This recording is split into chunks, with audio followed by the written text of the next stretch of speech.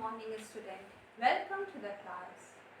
I'm teaching you chapter 7, Interdependence in Living Being. Dear children, in previous class I have explained you about the producer, consumer, herbivorous, omnivorous, carnivorous, scavengers and decomposers, and about the food chain.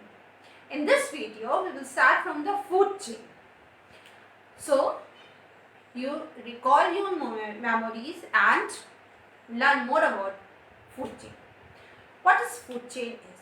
Food chain in ecology is the sequence of transfer of matter and energy in the form of food from organisms. Food chain intertwine locally into a food web because most organisms consumes more than one type of animal or plant.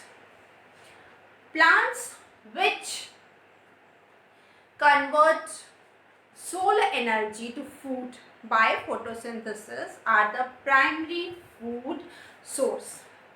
In predator chain, predator who catch the prey, predator chain, a plant-eating animal is eaten by a flesh-eating animals. In a parasite chain, parasite, those who are depend on the other's body or anyone depend on their body.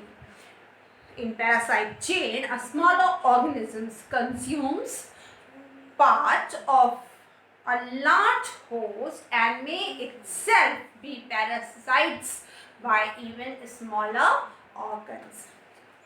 Because energy in the form of heat is lost at each step or each the trophic levels. Chains do not normally encompass more than 4 to 5 trophic levels. People can increase the total food supply by cutting out one step in the food chain. Instead of consuming animals that eat grains, people themselves consumes the grains because the food chain is made shorter and the total amount of energy available to the final consumers to increase. So, our definition of food chain is the sequence of who eats who in nature for obtaining nutrition is called food chain. Means who eats who in nature. For example, producers eat primary consumer. What are producers? Plants are the producing because they make their own food. So grass, plants, trees, these all are the producer. Primary consumers are those animals, those who eats the producer, means plant eating or herbivorous are producers. Then secondary consumers. Secondary consumers are those who are eating the primary consumer. Primary consumer are herbivorous, so secondary consumers are carnivores. Then come scavengers and decomposers. Scavengers, those who are left eat whatever is left over, and decomposers who decomposes the substance which are dead or alive. Now, producers, a small chain I can tell you, small chain is plant are eaten by deer. Deer is the primary consumer. Okay. Then deer is eaten by tiger or a lion or a hyena. So tiger is the secondary consumer. A carnivore is animals, and then scavengers or decomposers, small microorganisms or vulture. Vulture is scavenger or microorganisms are the decomposer. who eat the dead of tiger or the secondary consumer. The stable state in which natural communities of animals and plants exist and maintained by adaptation, competitions and other interactions between members of communities and their non-living environment is known as balance in nature.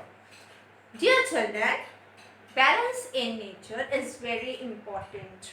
In nature, we find there are predators, prey relationship, relation between herbivores and producers, also the relationship between environmental changes and climate. All the systems are coordinate to maintain the balance in nature. So, food chain maintain the balance in nature. How?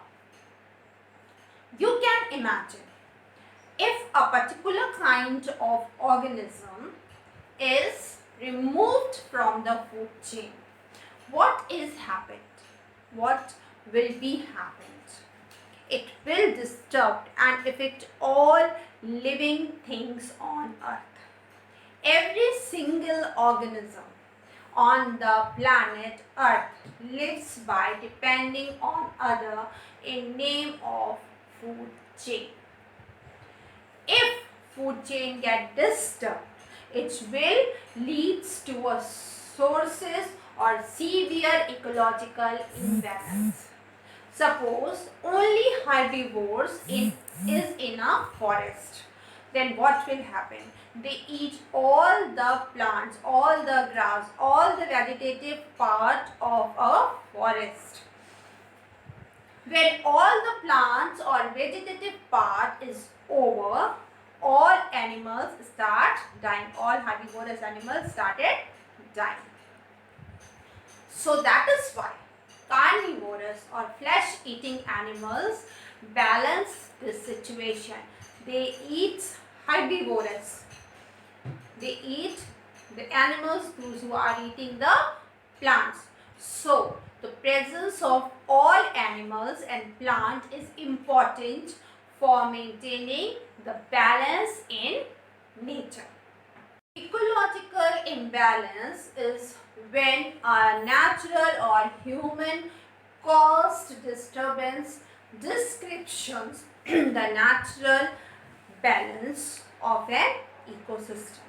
A disturbance is any change that cause a descriptions is the balance of an ecosystem.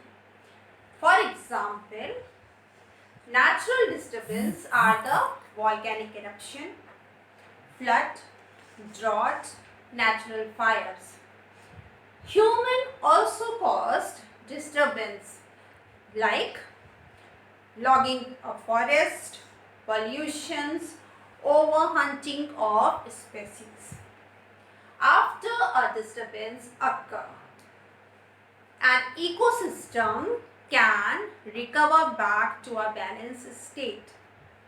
But if an ecosystem has a severe disturbance or is constantly having new disturbances, it may never recover back to a state of ecological balance.